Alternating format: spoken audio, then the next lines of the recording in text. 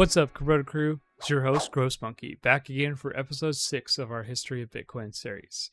Last time we watched Mt. Gox implode and take $500 million of Bitcoin down with it. But here's the twist, Bitcoin didn't die.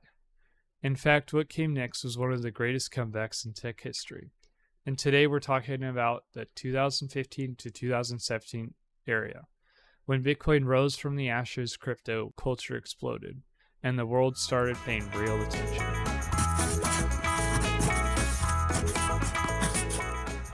After the Mt. Gox collapse, things were rough. Confidence was shattered and prices tanked. Bitcoin fell under $200 and people were saying, that's it, it's over. But the believers, they stuck around and slowly momentum came back. New exchanges like Coinbase and Kraken stepped up with better security. Developers doubled down on building tools, and Bitcoin's price, it quietly climbed. By the end of 2016, Bitcoin was pushing $1,000 again. The tide was turning.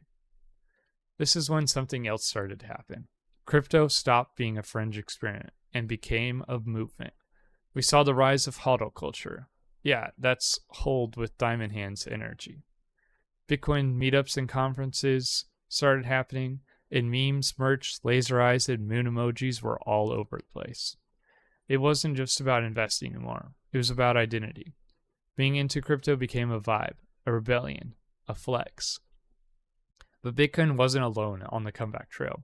In 2015, a new emerging project launched that would change everything: Ethereum.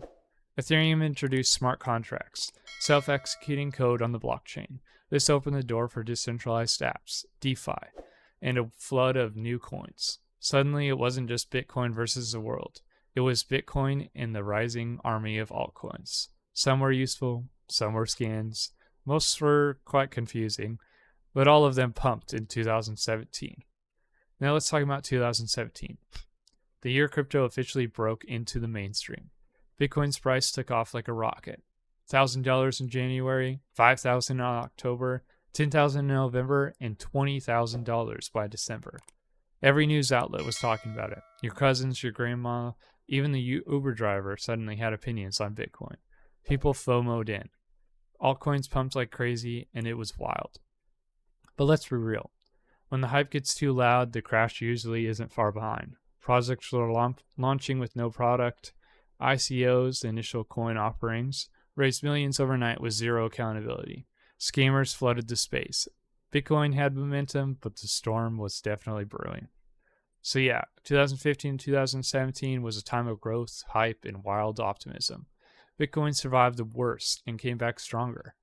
Crypto culture was born, Ethereum hit the scene, and the market exploded into full-blown mania. But you know what happens after mania, right? In episode 7, we'll cover the 2018 crash, when the bubble popped and hit really hard. What went wrong, who got wrecked, and how the industry learned, or didn't. Before you bounce, drop a comment. What would you have done in 2017? Bought, held, or sold at 20K? Tap the like, smash the subscribe, and I'll see you in the next one. Gross Monkey out.